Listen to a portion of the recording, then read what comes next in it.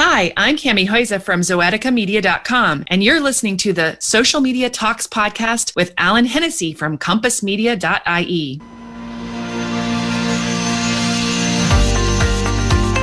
Welcome to Social Media Talks podcasts, brought to you by CompassMedia.ie.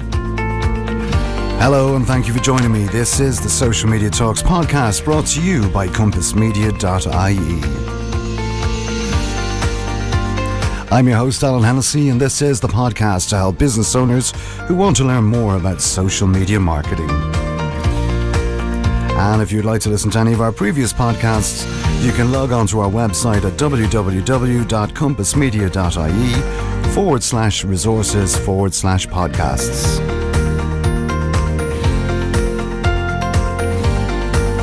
And we are looking forward to today's show. We are going to be joined by Cami Huyse, and she is a public relations professional and author, and she is the CEO of ZoeticaMedia.com, a digital marketing and public relations agency.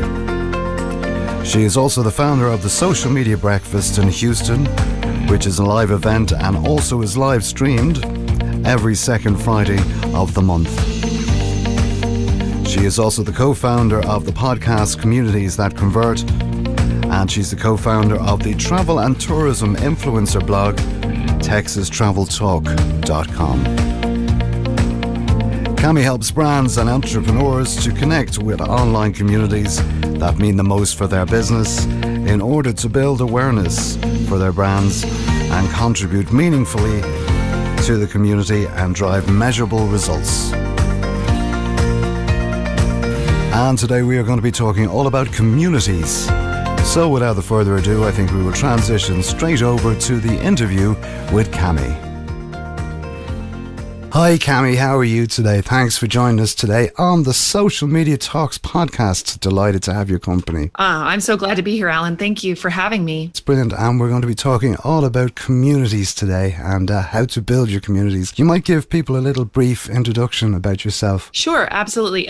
So my name is Cami Huyse, and I have been working in social media for, oh my goodness, since 2005 now. So I'm an old lady in social media, and I have built several different companies, including a Zoetica Media, which is an agency, basically. We work with mid-sized to large businesses to help them build their communities online and connect them with that and give them measurable results. We also have built the Social Media Breakfast of Houston, which is a monthly meeting of social media professionals. And we get together on the second Friday of every month, and we live stream that content via Facebook. And we have a huge community of about 5,000 people that either come or dial in and watch live on Facebook as we do that particular thing. We have about 200 people that come in person. We also have another thing that we've put together with Madeline Sklar, who you've interviewed here on the podcast. We have indeed. Yeah. We've had a great chat with Madeline. Yeah. And we started Communities That Convert podcast, which really is about what we're going to talk about today. We talk about this all the time, once a week, every week. We release one new episode every Wednesday, and it's very exciting. So those are some of the things that I've done, but I would call myself a multi-passionate entrepreneur in the social media area. Brilliant. And it is, and I have to admit, I have listened to all of the Communities That Convert podcasts, and they are brilliant.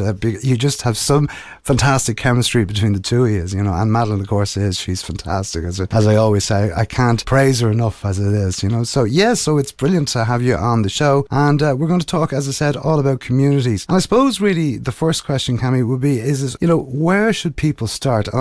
Even further back than that is what is a community? Yeah, that is a really great question, because honestly, I think there's a lot of misconception about what a community, an online community is. And it can be really anything from just a small group of people that work together all the way to a huge, large, thousands of people type of group of people. So really what you're going to have to do is decide for yourself what kind of community you want to build. And really what it ends up being in the end is people that are working together toward a common goal and have a common interest and that talk to each other. That's an important part of it. There has to be a two-way exchange of communication for it to be a community. You can't just be talking to somebody and never hearing back from them or reflecting. So it has to be a two-way communication channel. Yeah, and I think that is vitally important. I suppose on, social media, that's what it's all about as well. But especially when it comes to your communities or building a community, I think it is vitally important that you do, talk to each other, or even, because I've often been in different groups, for instance, and like you would find that, you would put up a comment and you mightn't hear anything back. And then 3 weeks later you hear something back, which is really of no benefit to anybody, I suppose. So I suppose the next question I would ask is how should we go about starting a community? Yeah, so starting a community, you first of all want to decide why you want to have a community and what the purpose of the community is. So that is a really important piece of it. You shouldn't just do it to do it. You also need to think about why you're doing it. And mostly you want to think about who you're going to help. That's the first step, so people have to be in the community, right? So a community is people. Let's just also add that in. And you have to know, like, hey, who are the people that I can help? And so if you see a need out there and you want to fill it, and you want to use relationship marketing, is what basically I call it, to fill that need, then maybe you need a community, or maybe you need to join a community and start talking to people in that space so that you know who they are and what they need. So I would say that's the first step, is really defining who it is you're going to talk to. And so many people say, well, everyone can use this. And I'm sorry, but it's not everyone. A community has a very narrow scope. It has to be people that really are interested in a specific topic. Yeah, I would agree with you on that, because we've often talked when we would do our talks or training, where we would say to people, we would ask them and say, who's your target market? And they say, oh, well, it's everybody. And I'm saying, well, okay, if you go out onto the main street and you just start talking to everyone, are they going to answer you? Probably not. So, finding the right community, and I suppose finding the right people to be in that community is vitally important. So I would totally agree with you, and I see the whole idea behind it's I suppose about giving value as much as anything else. Yeah, it totally is. And think about when you have a conversation with someone, you think about two different conversations. Here's the first one. The first one, you start talking to someone and you just realize you have like nothing in common and sort of dead space between you. And you just think, well, and you kind of move on. So think of it as a cocktail party. But then when you meet with someone that you just suddenly spark with, and you start to exchange ideas and creation starts to come out of it, there's so much more that comes out of it. It's more than the 1 + 1 doesn't equal 2. It equals 1 + 1 = 50, because suddenly you have all these ideas and things just start to flow. So I kind of like with Madeline and me, when we decided to do Communities That Convert, that really is the chemistry. The chemistry is about finding people that resonate with exactly what you're saying, and that helps you both to grow. And so part of being the leader of a group is understanding that as a leader, you're not the only brain in the room. Do you know what I'm saying? Yeah. Like the brains have to come from the community. It's something that's co-created. And I think that's a really important point that a lot of people miss whenever they're going out to try to start a community. They feel like it's their community and my thing. And that's just really that's not the case at all. The community doesn't exist without all of the players participating. Yeah, and I would agree with you on that, because, I think as a community starts to grow, even though you may be the moderator or you may be the admin of that particular group, I think it's about the interaction and the way people will start to talk to each other. And like, I know I've been in one or two of them where I've found, especially I'm in a podcasting group, and it is fantastic because everyone shares their ideas, and if you have something that you're interested in, or something that you need to learn, you can actually ask that group and someone will come back to you, and then a whole conversation begins right around all of that. So it is brilliant to be able to join in the community. As much as you have your own views of what it is, I think it's about sharing, and it's also about the likelihood of people getting to know you and then bringing it offline as much as anything else, like that with the breakfast meetings as well. Yeah, totally. I mean, that is exactly why it's successful. It has very little to do with the fact that I put a program up there every month, although that is the background and the setting for it. There's some valuable content that people want to come hear, but even if they don't care about the content, they show up because they want to see their collaborators, their colleagues. That is the important part. The important part are the people and how they interact with each other. And usually when I've ever been in any group, the sidebar conversations are almost more valuable than the one that I have directly with the person who's in charge of the group. And given that the person that's in charge of the group is only one person, that can't scale anyway, right? That just doesn't scale. So you have to build something where people are connecting with each other. And it does take time. I mean, usually communities don't just take off in the first minute that you start them. They take some time, a certain number of people before they start to marinate and form. I mean, it can be 5 or 6 people, but generally speaking, especially in social media, it needs to be a little bit more. more just so that you have, enough people online to get back to you right away, to have that immediate feedback that you were so excited about in your podcasting group. It's absolutely true. That immediate feedback is so critical to making a community really work. And I suppose the next step would be is how do we actually go about setting up something like this? Yeah, so that's a good question. There's no magic ball, right? No. There's no magic ball for this. So let's just start backwards. We talked about finding your audience, and you called it a target market or target audience, and that's fine. I don't like to call them targets because I don't feel like my communities are targets, but they are definitely very, very niche audiences, if you will, that you want to find and start to talk to them. It could be as simple as picking up a phone and starting to talk to people about starting a community. Like, what would that be? And so I'll just back up and use an example, which is Social Media Breakfast. I moved here in 2008 to Houston, and I really didn't know anyone here. It's a big, big city. I was telling you, it takes 20 minutes to go anywhere in this city. So it's not a small thing. When I go down to Social Media Breakfast, it takes me almost an hour to get there every month. And so I realized that I would really not meet anybody unless I took some drastic action. And I looked around for a meetup for social media, like-minded people that happened in the morning because I didn't want to go at lunch because it would take an hour to get there, an hour to get back. That's the whole day gone. So there wasn't one.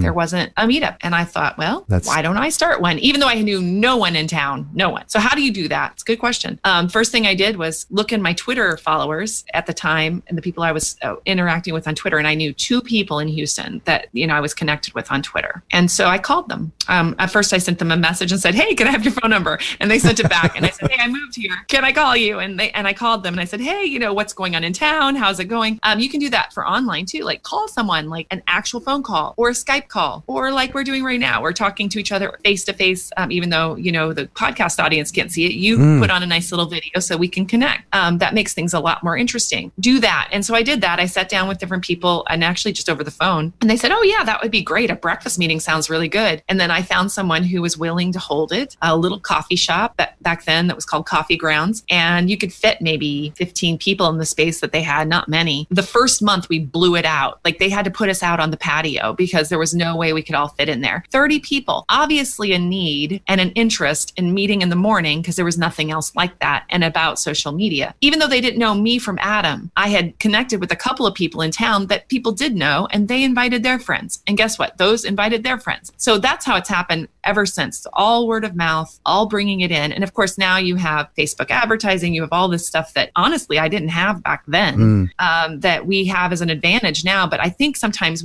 because we have that as an advantage, we let it stop us from actually connecting with people. And that really was the bottom line, was that connection. Those connections matter. And that's what's happened all these years. Even now people come to me and say, why do you keep this a secret? I'm like, I don't. It just grows by word of mouth. That's a fantastic story, and it's a fantastic way. And I would totally see where you can really start you can think about that. And I suppose if you put it into context, we all are so busy, and with the fact that you can sort of set up a meeting that's early in the morning, that's not going to trouble anyone or the day's work or whatever, they get to meet and they start, and then it really starts to snowball. It just, as you say, it starts to grow and it starts to see. So, and I suppose then you can bring it online and say, right, okay, well, let's set up our Facebook group, which is another way of, and I think groups are fantastic on, especially on Facebook. They are just amazing for the content that you can put out. They are totally amazing. And of course, not everybody's on Facebook, but for the ones that are, Facebook is amazing. And I've run Social Media Breakfast completely off of Facebook. In my case, we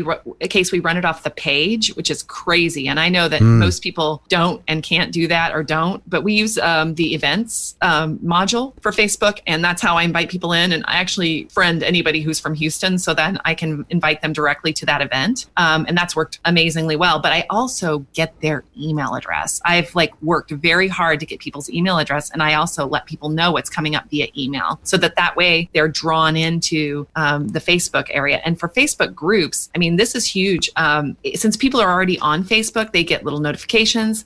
Of course, now that Facebook groups are so popular, you have to have compelling reasons for people to come there because they're parts of millions of Facebook groups. And the best way to get people into your group, here's how: have them have their own friends in the group. And the reason why is because when their friend posts, they get a notification. Yeah. But they don't get notifications unless their friends post. And so you do need to have these concentric circles, if you will, of friends that are overlapping in the group to make it work. So my feeling is always to to empower the people that are a part of your groups to invite their friends into your groups. And there can be some ways around that. Right now we're building one for communities that convert, as you know, and it's still very, very small, although we've had some great discussion in there. Not every day and not huge.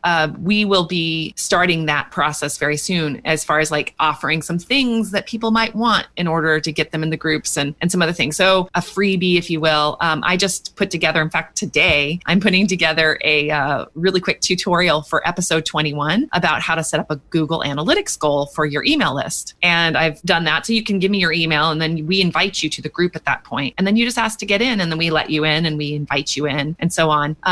We're going to be doing some live streaming too. That's the other thing that's really great about Facebook right now, is that live streaming is really huge. So we can live stream on the public facing side of Facebook and invite people into the group that way. Right. So there's some really cool stuff that you can do, including like having exclusive content inside of the group, which also we're going to be doing soon. We're going to be doing some workshops and things like that inside the group that only the people in the group can do. I also have some great tools. We use Blue Jeans, or I do anyway. And Blue Jeans is a great way. And of course, Zoom, I think, will let you broadcast into groups too. Yeah, it does. Yeah.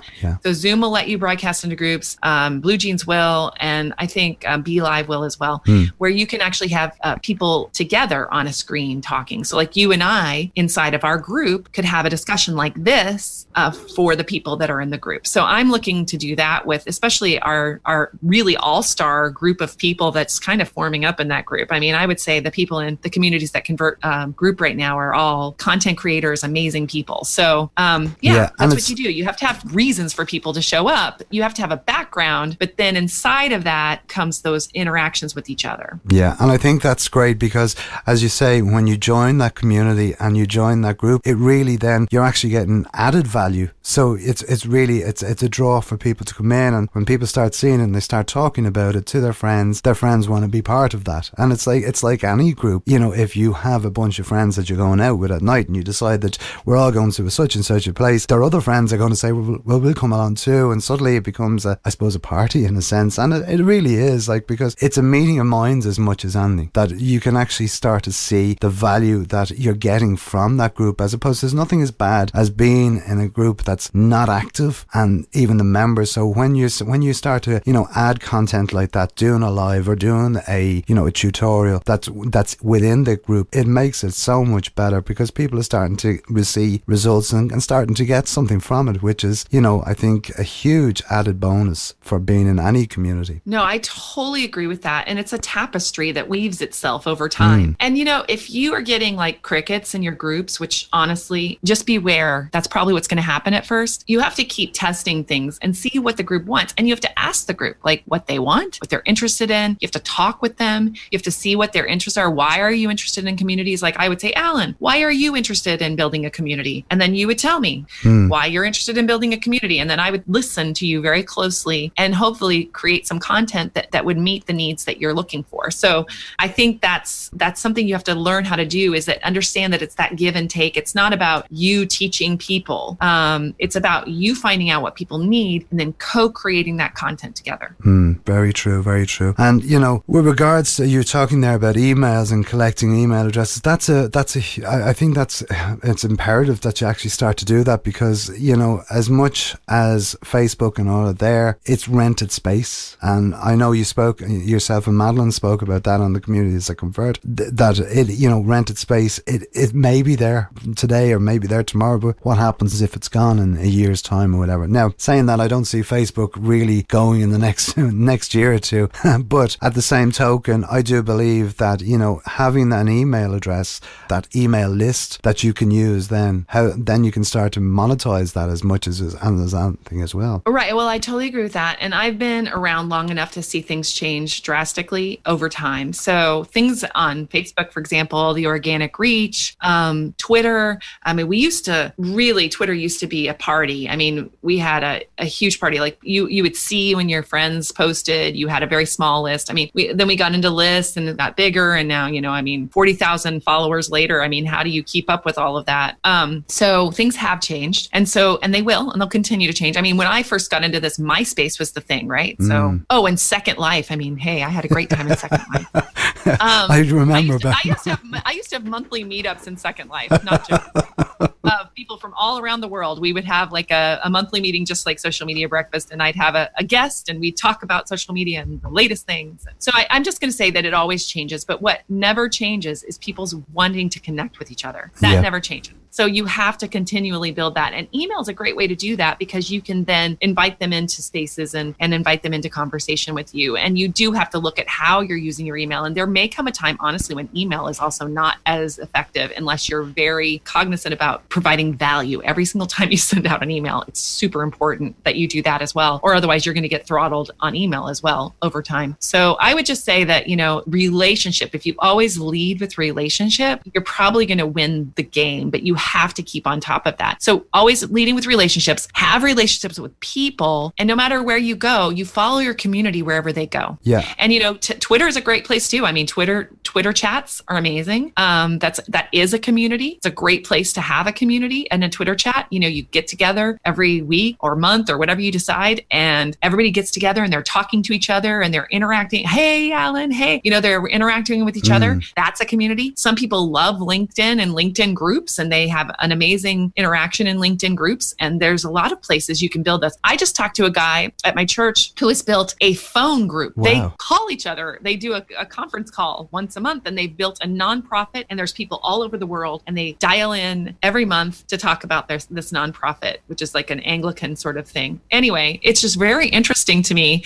that you can really have a community anywhere as long as it meets the needs of the people that are in it. Oh, it's brilliant. It is. I was just thinking there as well, like, I know like groups, and you were saying when we were talking about communities, and that they do grow, and ideally what you want to be doing is growing it exponentially, which is what it's about, really. So the next question, and there's probably one that is probably quite self-explanatory, is about, when you start a group, you can monitor it, you can run it on your own, but when it starts to grow, I think you do need people in there to help you. So what's your feeling about that? I have to agree with you completely, Alan, because at some point it feels like it's not the homey place that it used to be, and people don't feel seen. People need to feel seen. So I'm really a big proponent of keeping your groups manageable instead of just trying to grow them. I'm a real proponent of, like, if you even have to, limiting it, saying we can only have this many. It's another way for you to monetize it, to be honest with you. If it gets so valuable that people want to pay to be in it,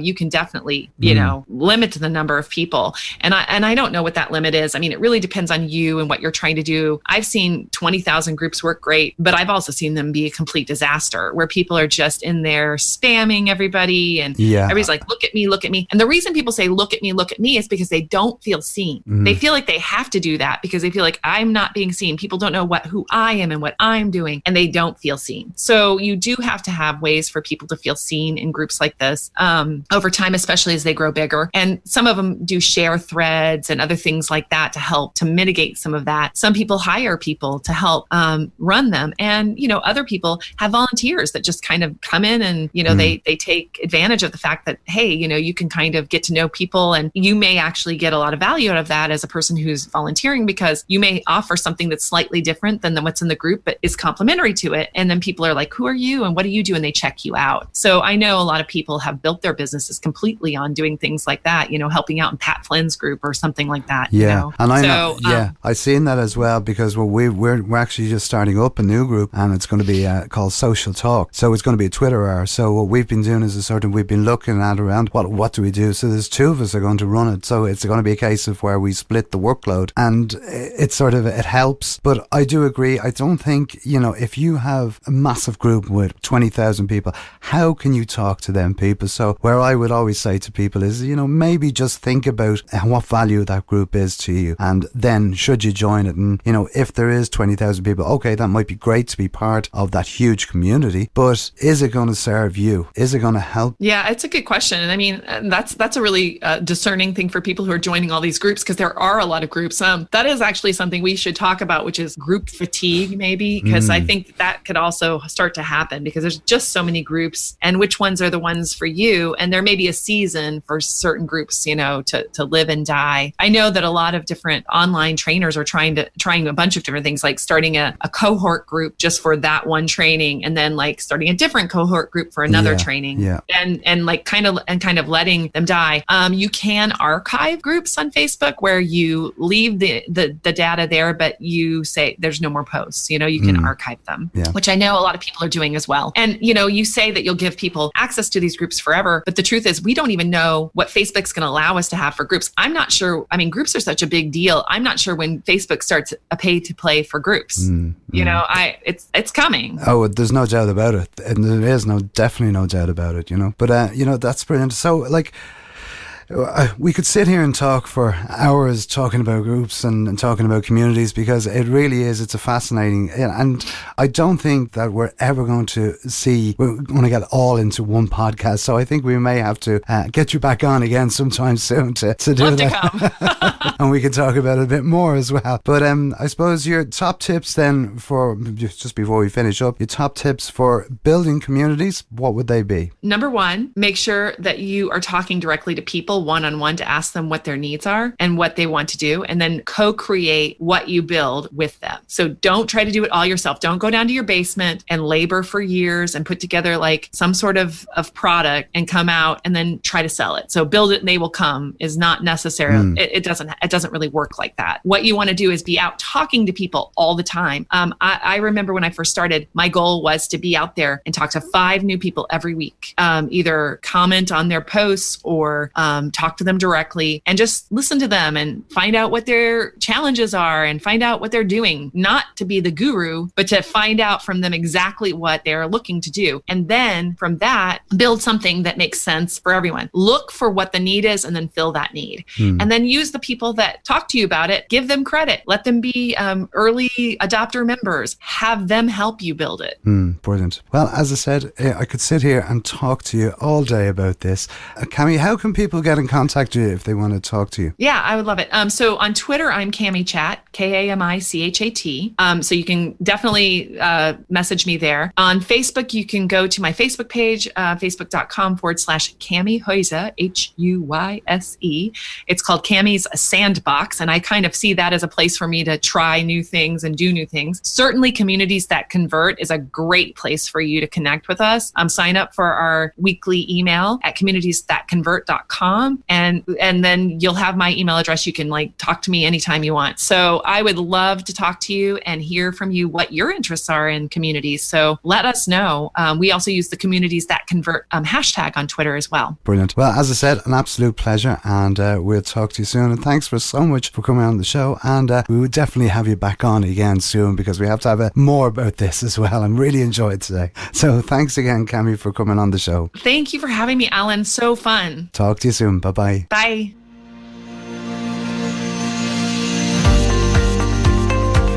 So my thanks to Cami for joining us today on the podcast and sharing with us all of the strategies and insights and tips and tricks on how to build a community online or offline.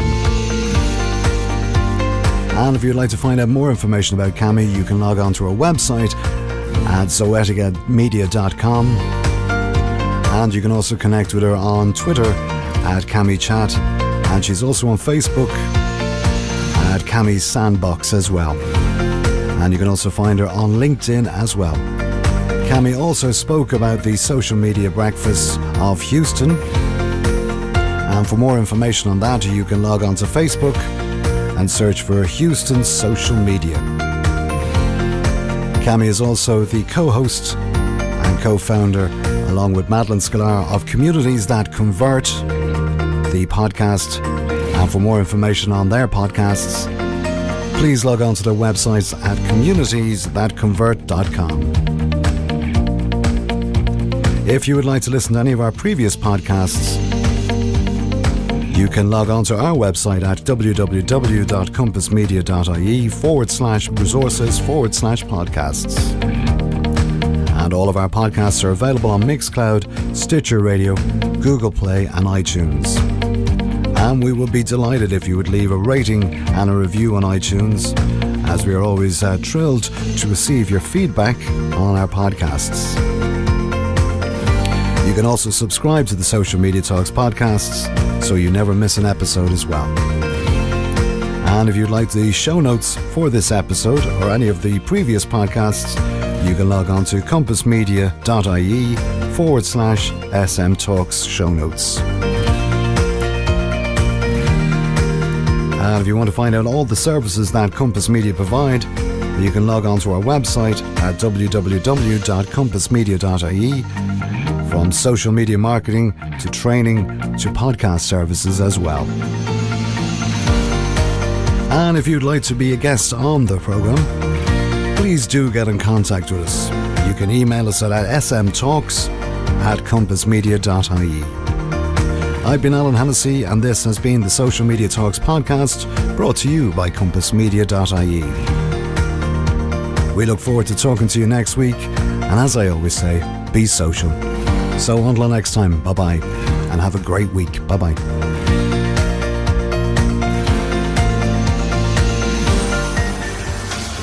Social Media Talks podcast is a production from compassmedia.ie.